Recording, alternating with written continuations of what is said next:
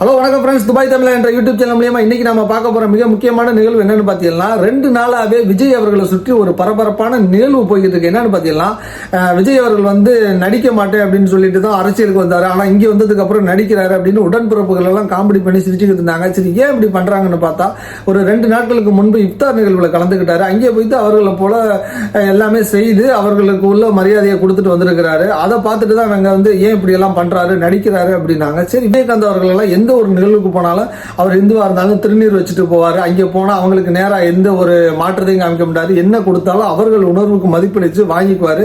அதனாலதான் இன்னைக்கு அவர் ஒரு நடிகனாகவும் அரசியல்வாதியாகவும் சிறந்த மனிதராகவும் மக்கள் மனசுல இடம் பிடிச்சிருக்காரு.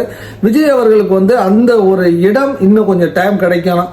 அவர் எப்படி நல்ல மனிதரா இல்ல அரசியல்வாதிக்கான உள்ள ஸ்டண்ட் அடிக்கிறாரா அப்படிங்கறத இன்னும் வரும் காலங்கள்ல மக்கள் முடிவு பண்ணுவாங்க. நீங்க பயப்பட வேண்டாம், ஓட்டு அரசியல் பண்ணாதீங்க, மக்களுக்கு நல்லது பண்ணுங்க அப்படிங்கிறது கூறி நம்மளோட யூடியூப் சேனலை லைக் பண்ணுங்க, ஷேர் பண்ணுங்க, சப்ஸ்கிரைப் பண்ணுங்க கூறி விடைபெறுகிறேன். நன்றி, வணக்கம்.